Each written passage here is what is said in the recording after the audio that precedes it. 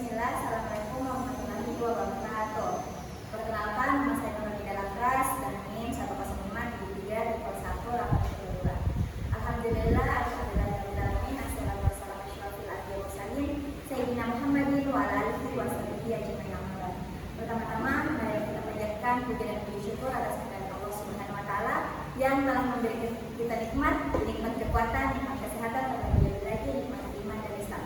Salat serta salam kalau kita panjatkan kepada Nabiullah Muhammad SAW yang telah menuntut umatnya dari alam kegelapan menuju alam yang terang benderang seperti yang kita rasakan pada hari ini.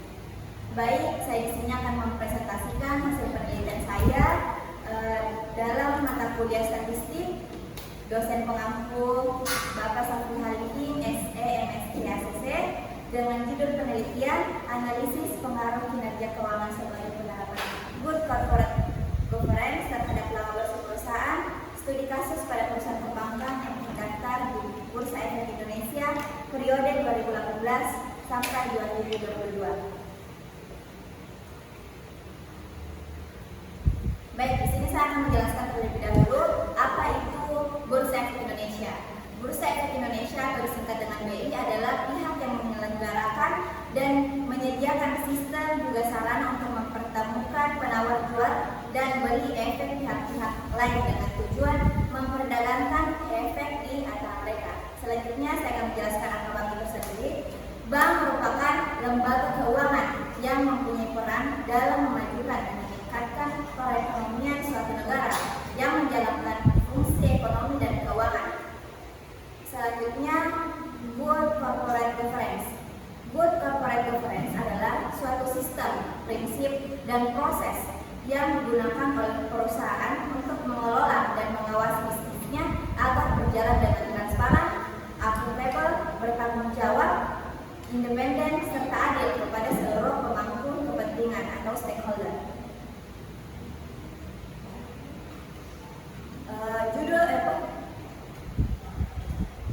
Penelitian ini bertujuan untuk mengetahui pengaruh variabel secara stimulan dan parsial, return on asset, return on equity, gross profit margin, net profit margin, debt to asset ratio, debt to equity ratio, current ratio, dan quick ratio berpengaruh terhadap laba bersih perusahaan perbankan.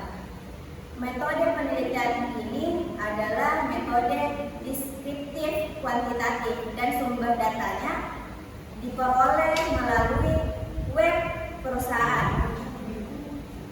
Objek penelitian ini yaitu perusahaan perbankan yang terdaftar di Bursa Efek Indonesia dengan sampel 20 perusahaan. Baik, sudah tampil di layar saya uji normalitas dari perusahaan perbankan itu sendiri. Di sini saya mendapatkan nilai 0,01, yaitu lebih kecil dari 0,05. Maka data ini berdistribusi tidak normal. Mengapa hasil uji normalitas saya ini tidak berdistribusi normal? Karena disebabkan oleh pandemi COVID-19, di mana terjadi lonjakan drastis pada beberapa variabel yang menyebabkan distribusi data menjadi tidak sistematis. Selanjutnya, uji multikolinearitas. Berdasarkan gambar yang ada di atas, seluruh uji multikolinearitas saya itu terjadi signifikan terhadap laba bersihnya. Selanjutnya, uji autokorelasi.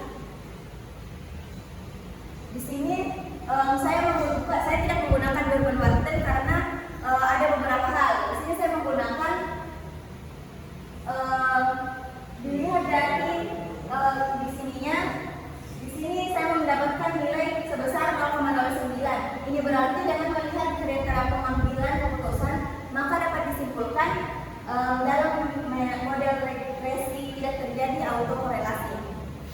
Selanjutnya, uji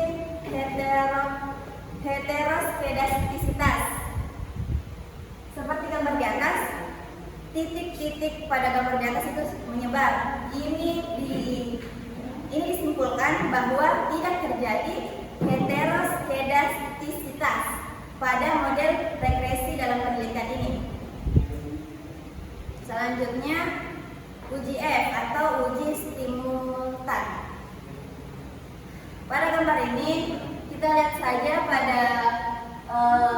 bagian sikunya di situ sebesar 0,01. Dapat diartikan bahwa variabel X berpengaruh terhadap variabel Y dikarenakan 0,01 lebih kecil daripada 0,05. Selanjutnya pada uji T atau uji parsial. Di sini saya menggunakan jika sih lebih kecil dan nilai uji T-nya lebih kecil daripada 0,05, maka terdapat pengaruh variabel X terhadap variabel Y. Dan begitu pula sebaliknya, jika nilai uji T-nya itu lebih besar dibandingkan 0,05, maka tidak terdapat pengaruh variabel X terhadap variabel Y. Baik, kita contohkan saja di sini. Di situ kita bisa lihat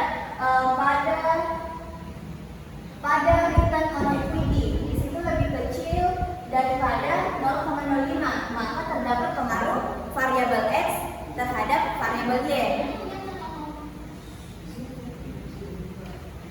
Baik, dapat disimpulkan bahwa uji simultan saya terjadi signifikan antara variabel X-nya kepada variabel Y-nya. Begitu pula dengan uji parsial saya. Ada beberapa, yaitu uji return on equity, current ratio, dan quick ratio. Itu berpengaruh signifikan dan selebihnya tidak berpengaruh signifikan. Mungkin itu saja dari saya. Bila bisa dilihat, wassalamualaikum warahmatullahi wabarakatuh.